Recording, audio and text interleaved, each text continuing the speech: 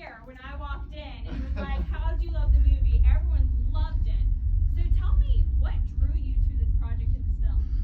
Well, I remember back in second grade, I grew up around this area, and I remember being on the playground with a bunch of my friends, and I guess like one of the Godzilla movies must have come out or been on TV like that night, and I remember everybody at school was talking about Godzilla and Kong and who they thought would win in a fight. And I remember one of my best friends, he thought that King Kong would win in a fight. And I remember thinking, well, I just don't understand how that's possible. I mean, Godzilla is Godzilla, you know? He's a radioactive, unstoppable force of nature.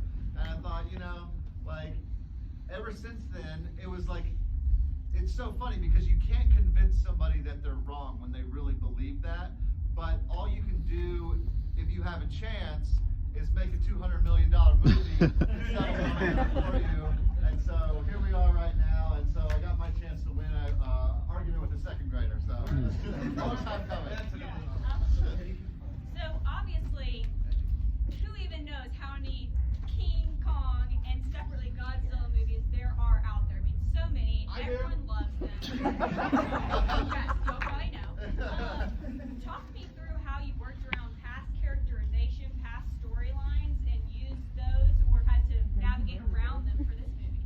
Well, yeah, I mean, like, as soon as I started talking to Warner Brothers and Legendary about the possibility of doing this movie, I went back and I decided to watch every single Godzilla film in chronological order, and I did the same with the King Kong movies. And it was like the most fun I've ever had doing research for anything, because, you know, like, you know, there's no other time in your life where you can just sit down for a couple days straight and just watch Godzilla films and tell everybody to buzz off because you're busy working, you know?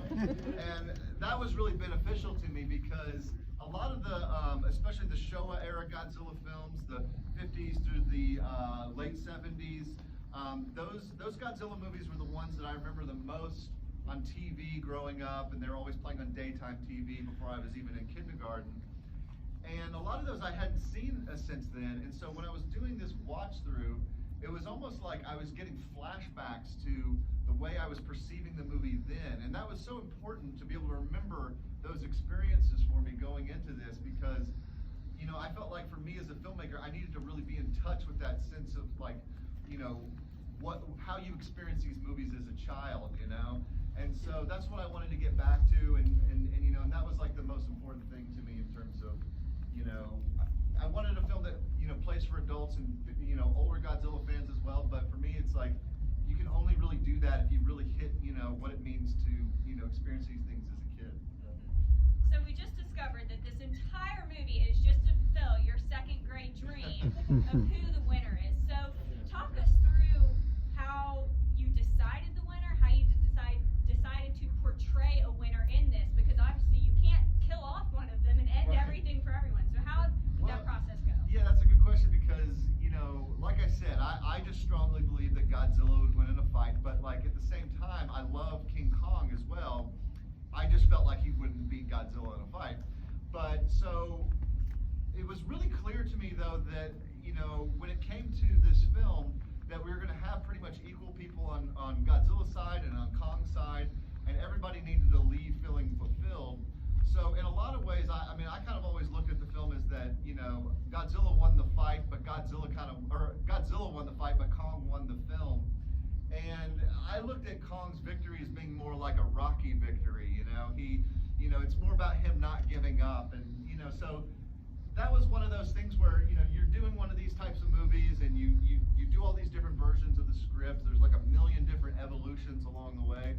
But the one thing that never changed was that concept that, you know, Godzilla's going to win, but, you know, we were going to really, you know, figure a way to make sure that like Kong, you know, has his day in the sun. Because really at the end of the day, it's a bit more Kong's movie, you know. I mean, it's like this is almost more of a sequel to Skull Island more than anything.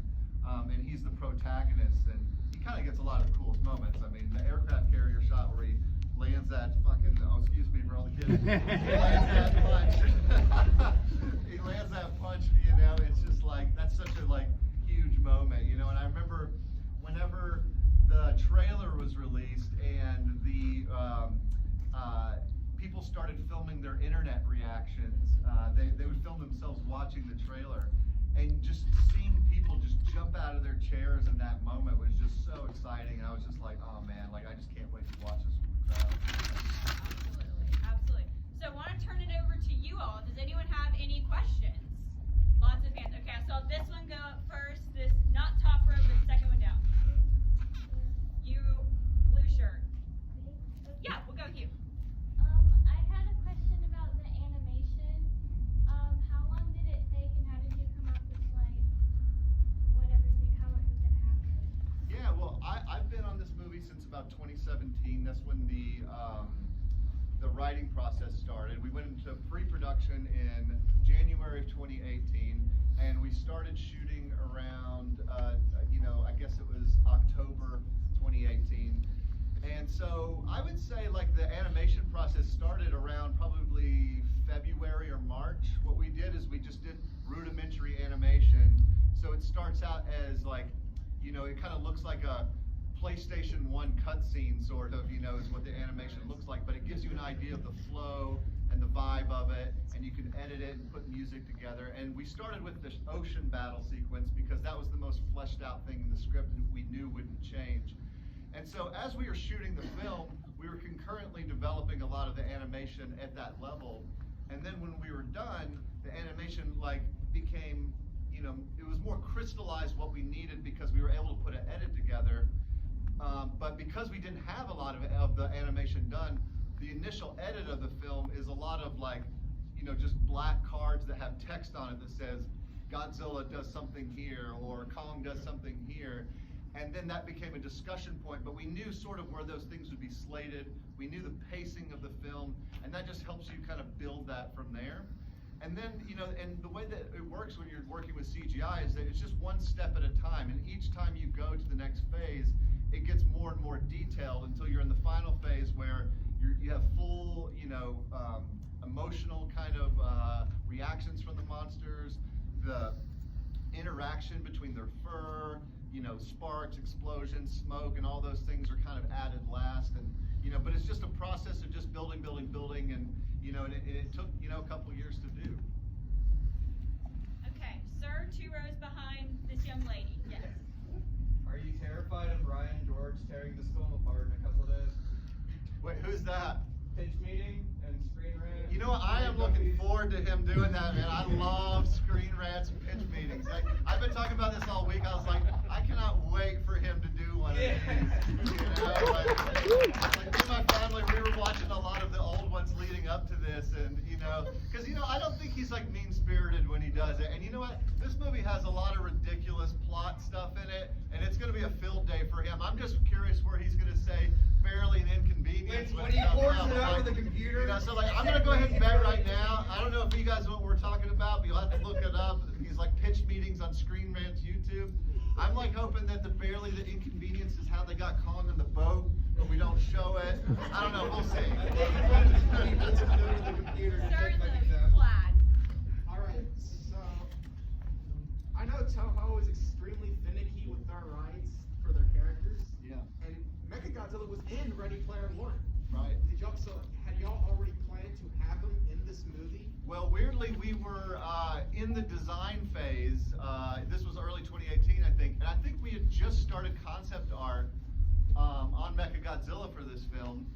And then Ready Player One came out, and somebody was telling us at the office, they're like, Mechagodzilla's in it. And we're like, what are you talking about? You gotta be kidding me. Of all times, for somebody to do Mechagodzilla in a movie. But then I went and watched it, and I was like, okay, they're doing something totally different, it's fine. And also, it kind of felt like it was a refresher for people who had maybe forgotten about Mechagodzilla. And so it ended up being a cool thing, and I loved Ready Player One. I ended up watching it a couple times, and it was really inspirational because that film has a lot of full CGI sequences, and I loved how there was all these long shots, and so I remember studying that film quite a bit. It was like serendipitous timing, if anything, because I was right in the middle of just, really digging into the whole CGI of the film. Oh, and if y'all ever do make a sequel, might I suggest you add Destroya? Well, that's my third favorite Godzilla film, so I would love to.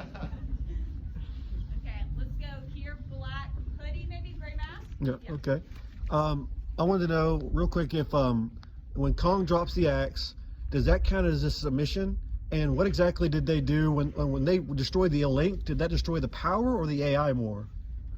Oh, okay. So, like when Kong drops the axe at the end, I think it's more of just like a sign of respect, you know, like because Godzilla's kind of like, all right, listen, I know I already kicked your ass, you know, like do we have to do this again?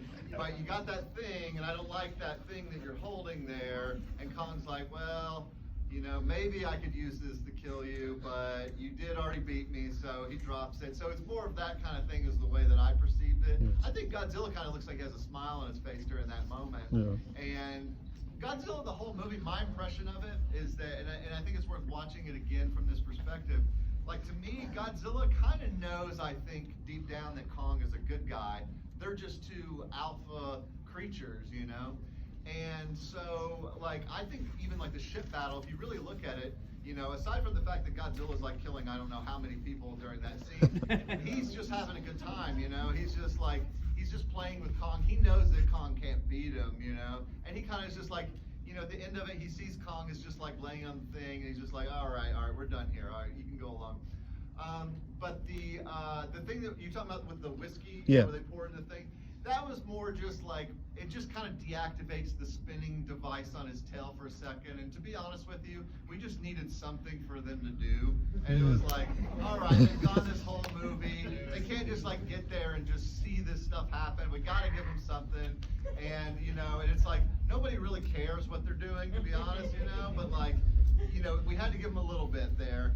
And because it was really important that, you know, Kong and Godzilla take out Mechagodzilla himself, that they don't have humans doing it for them. That was really important. Yeah. But they just kind of helped that alley-oop moment so that, you know, Godzilla lights up the axe and then he's good to go.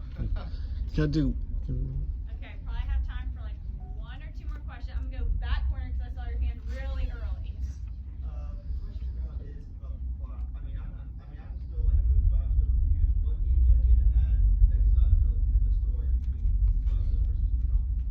Well, I mean, to me, I always saw this film as being kind of an exploration of like the past and the future running simultaneously, with Hollow Earth being the past, the prehistory, where the Titans come from, and the future being sort of like this awful technology thing where the Titans are going to be controlled and everyone's going to be enslaved, and those two things being kind of at war with one another. And I mean, at the end of the day, it's kind of like, yeah, let's see a Godzilla and Kong movie, but you know, what would make it better? Mechagodzilla. So there you go. You know? Okay, tan ball cap. Yes. Yes, sir.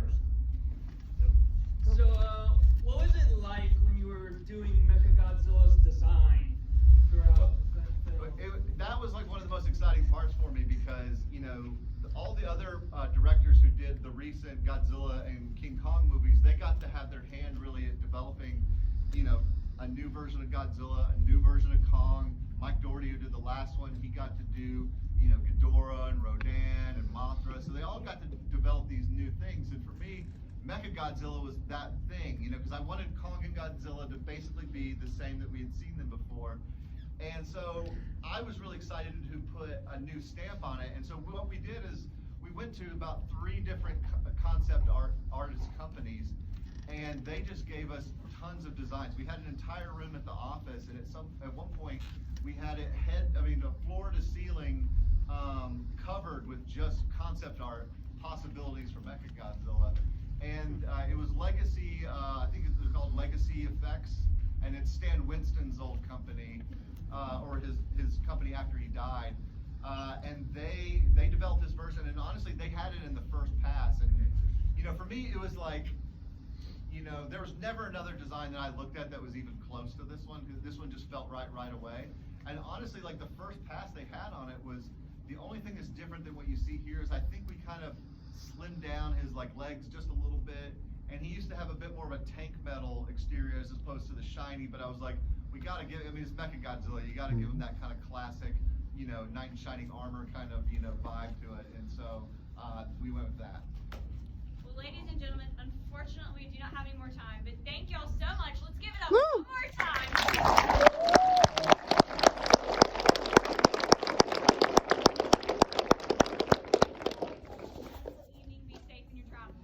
Thank you.